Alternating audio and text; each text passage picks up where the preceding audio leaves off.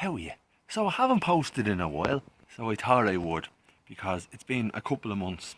Anyway, so what we have here today, right, is not Rover or Mercedes related or even Vespa related. So what the crack is I thought to myself, I like the Vespa, right, but what did I always like from the time that I was a child? Well, first of all, I thought I get a Harley Davidson, right? So I went and I looked at a couple of Harleys, and the one that I really liked was the classic Softail. Sorry, the Heritage Softail, which I really didn't like when I sat on it. It was really too low for me. So then I thought, well, what else did I like? And then I remembered when I was a kid. I think there was, who are we looking at, Josh? The camera's. I think just keep throwing his head on focus and look that way. So what I thought was, what did I really like when I was a kid? Yeah, I'm fine. Good man. And then I remembered the Honda Goldwing. Now, before you start, right, I know a lot of people don't like Honda Goldwings and they think they're like cars or whatever. I love them. From the time I was a kid, I've always loved them. But I only kind of like one particular model. Well, I suppose no, actually, I like a couple of models, but basically I like the early ones. I don't like the newer ones, though I'll probably end up buying one and riding one eventually. What I really like is the early model that I would have seen when I was a kid. So, in short, what I done was I went out and I got myself a goldwing, and I went for the GL 1200 Interstate 1986, which is this fella here. Here, Josh, and get a shot of it. Good man, taking your time. So this is what we have. This is a 1986 Honda Goldwing GL 1200. This is my motorbike, which I have to say was a bit of a step up from, what did we ride? A Vespa 125PX on there. So this is what I'm on now, and I've been riding this for the last couple of months, and I have to say I absolutely love it. I absolutely love it. As a first motorbike, it's a bit scary because it is huge and it is very heavy. It took me a bit of a while to get used to the weight. It is 340 odd kg. That's a wet weight, that's for all the fluids in it. It is as heavy as a bag of hammers. Jesus. And I'm proud to say I haven't dropped it yet, but I am confident to say that I probably will drop it because they are most vulnerable at slow speeds. Anyway, let's push on and I'll show you around. What have I done? I haven't had to do anything to the bike, only small bits and pieces. I had a chap look at it and he's like, Dermot King is his name, he's the absolute, he's the man for Goldwings, he knows them inside out. And we suspect, or it was suspected, we were hoping that it wasn't, that the stator wasn't gone. Turns out the stator is gone, or it's on its way out. Already it's been tested, I've tested it, it's gone. So, stator on this bike is an engine out job. That all has to come out to get at the stator. So I'm toying with the idea of doing it myself. I have everything I need, but I don't have the knowledge and the experience. So more than likely I'm going to ask the lovely Mr. King to do it for me, if he can. And that's basically the only problem we have. Only things I've done is small stuff like here, simple things. If you see, I removed the old cigarette lighter which was here, and I replaced it with a separate twin USB port. Then after I done that, I thought to myself, USB port's not much good for running a compressor. So I then went ahead and I fitted over here a fucking power point to power the compressor, which I also use to power the sat nav. USB point over there, that can power the phone. And that's about it. Apart from that, I just had to clean up the chrome. The bike arrived in Ireland in, I think, 1986, and it's had 9 previous owners. Every single one of the 9 previous owners lived in and kept the bike in Kilkenny, including the 9th fella who I bought the bike from. He was in Kilkenny in a place called, was it Fisherstown? Fisherstown, I think it was. Nice chap. He had had the bike sitting in his shed since 2011, and he hadn't ridden it. He just parked it up. So that's where we came in. So collected the bike, transported it home, changed all of the fluids, clutch fluid, brake fluid. I've done the rear caliper, the pistons were seized, and the front caliper because it's got linked brakes The rear brakes are linked to the front brakes on the right hand side, and the left brakes there are independent. And the bike runs like an absolute dream. As you can see here, I'll show you, if you've never looked inside a Goldwing, you have buckets, and I mean buckets of storage space. Come around here, Josh.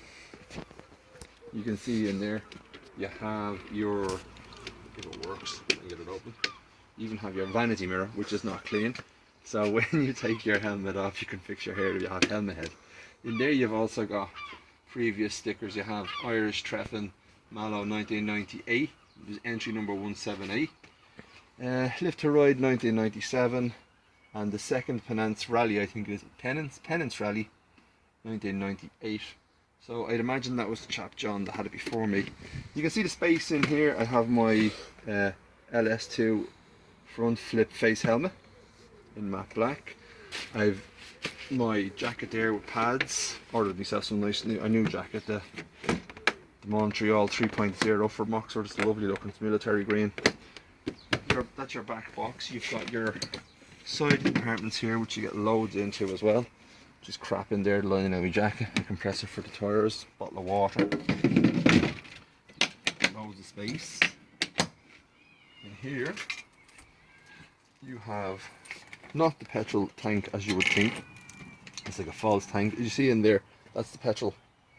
That's where your gas goes, but it actually runs down and sits under there. So it balances the bike better with a low centre of gravity. Weight is low. And in here you have your tray. Inside you have your fuses. You've also got an accessory terminal at the top for your stereo. Of course, not forgetting, I think Goldwings are kind of famous for this, the stereo, which I don't bother with. It does work, everything works on it, but the stereo is not for me. I like the noise of the engine. I'm a bit of a petrol head. There was no whip aerials on the back of this bike. Either they just never came or they were stolen. That's this dreadful looking bee sting aerial, but it's not for me, so I couldn't give a rat's. It can stay there. I don't like the aerial thing. Yeah, that's about it. You can see down here, she's got daytime running lights lowered at the front. It does show its age. I mean, it is 1986, but nonetheless, like, it's a lovely bike to ride. Air suspension. I'll fire it up for you. Hopefully she starts. Well, of course she'll start. Straight away. Bit of choke maybe.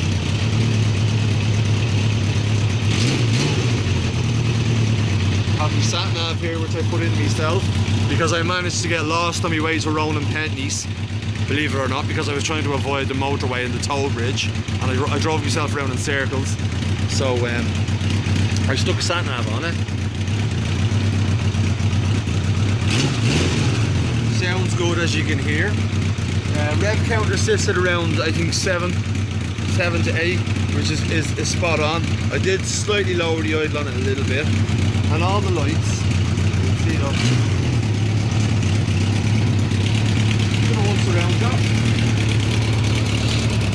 Back a bit. Just walk into me. Another thing I think the Goldwings are always famous for was the way they lit up. Quite nice. See? No fear of you not being seen in the dark anyway. Nice number plate as well. I taxed it. The tax is peanuts. Ridiculously cheap. I can't see how much it is. 26 euros. 26 euros to tax her for the year. You might see a little bit of a flicker on the lights. That's because the stator is not doing its job to the best of its ability, recharging the battery. But funnily enough, the bike was obviously left in sunlight for all the time it was parked up, because the right hand side of the bike is the paintwork is slightly more faded on the right hand side, where if you notice here on the left hand side the bike looks practically brand new. So it was obviously, you know, it was facing out into the sunlight for all those years. You can see on the clock, the mileage there is reading up at let's see, pretty gory, 58,226. Whether that's true or not, I don't know. I mean, it is a touring bike. It has had 9 owners, so So it's the clock's probably rolled over. I know if I had the bike since 1986, I'd certainly put a lot more than 56,000 miles on it.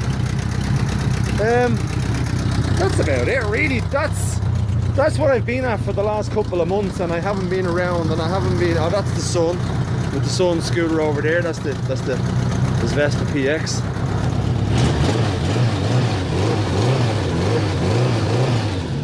Yeah, she sounds sweet. Everything works. Oh, actually no. I'll tell you what doesn't work. Temperature gauge, because I have it here. It's right in behind the radiator, but it's an absolute pig to get your hand in to reconnect the wire into it. The wire was frayed completely. Whether it was moist or what, I don't know. But anyway, I know what the crack is with it, and I just have to get to it. Let's see, switch these bad boys on. I like these as well. These are a nice touch. Daytime running lights that sit down the bottom. See them there. Nice and bright in the dark. Nice and bright in the dark, huh? Great. You'd certainly be seen coming down the road on this fella anyway. Yeah. That's it. That's basically what I've been at for the last 2 months now, is it Josh? 2 months. We went out, Josh got his license first, and then myself and the other son, Keane, we both went and got our licenses with Kevin Ayres, who I can highly recommend. Kevin Ayres is the man.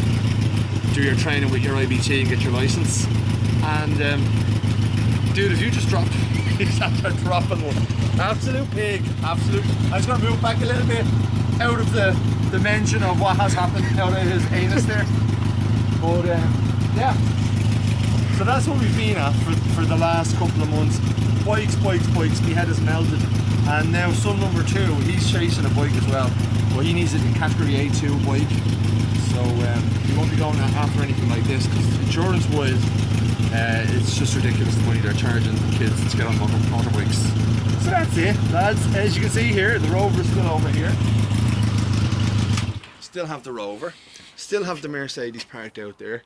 And the kids picked up for their wife, or for their wife, for their mum, they picked up the little Mini, because she's decided to go back driving after X amount of years. And that's basically it, and that's where we're at. So, I haven't got any in business. Pause. Well, we're back after technical fault. 2 things went wrong. Josh first farted, which then kind of went down the back of my throat, got right past the nose and into the back of the throat before I realised. And then the camera went dead. So, just in closing, as I was saying, we haven't been at the Rover, the Mercedes, or anything. Will you hold the camera up? I have to keep crouching down. We haven't been at anything in the last while because it's been motorbike. But things to do, things that will be done. The Merc is sitting outside, and there's an issue with some dirt in the fuel pump and the fuel filter. That's to be sorted. And the Rover needs a rear diff mount replacing, and that's about it. But in the meantime, I'm going to arse around with the motorbikes for a bit, and shall we see how we go. And as well as that, I have indeed picked up a tuk-tuk. So that's going to be fun. So when we get to the tuk-tuk, when I get to the tuk-tuk, I'll do a short video on that. But for the minute, that's basically it. It's all about motorbikes for now, and safety. Talk to you in a bit. You're recording again? Yeah. I'm not enough power. Oh Jesus, I don't know. You get fellas to help you out, and you just be arsing about running your battery down and farting in the middle of your videos. So what can you do? Still, she looks well, even though I have a cracked lens on the camera, which is right across the fucking, what you call it, lens, the crack. And that's it, lads. I'll talk to you in a bit because it's getting late and I want to go and grab a beer, because I've just come back from the Flacciol Drogheda 2019, rammed and packed. If you're around Drogheda, get up there and have a look at it. You'll probably bump into Terry Atkinson up there in his Fiat Cento. Good luck, lads. Talk to you soon, and ladies. Bye.